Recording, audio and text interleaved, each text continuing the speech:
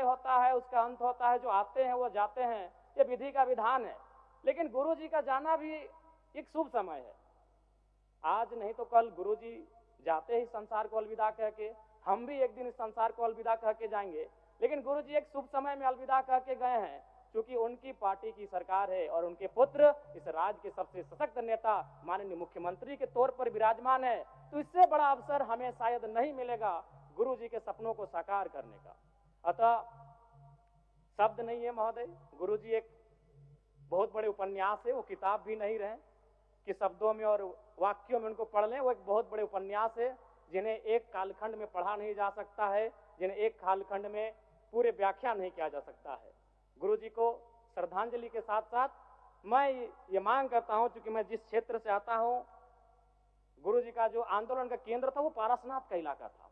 पीरटाण प्रखंड, तोपचांची प्रखंड, डुमरी प्रखंड, टुंडी प्रखंड, आज भी उनके कई साथी हैं। हमारे डुमरी में तो अखिल चंद्र महतो, उन्होंने आजीवन गुरु जी के वेशभूषा में रहे, वही दाढ़ी, वही चाल चलन, वही खलता पजामा। तो मन एक उनका जो प्रेम था वो अद्भुत है। अतः मैं सरकार से ये कहूंगा, पारसनाथ में तो कई भवन निर्माण हो गए धार्मिक परियोजन के नाम पे। मैं चाहता हूं पारसनाथ की सबसे ऊंची चोटी पर एक स्टेच्यू ऑफ रिवॉल्यूशन बनाई जाए, जिसमें गुरुजी, विनोद बिहारी महतो, कॉमरेड एके राय, शिवा महतो, निर्मल महतो जैसे वीरों की मूर्ति पारसनाथ की सबसे ऊंची चोटी पर हो, क्योंकि वहां तो बहुत सारे भवन निर्माण हो ही गए हैं। तो गुरु जी को अगर सम्मान देना है तो झारखंड की सबसे ऊंची चोटी पारसनाथ की ऊंचाई पर दिया जाए। मैं सरकार से ये मांग करता हूं। और पुनः विगत पिछले कई दिनों में जिन महानुभूतियों को हमने खोया है, उन सभी के प्रति मैं सच्ची श्रद्धांजलि अर्पित करता हूं।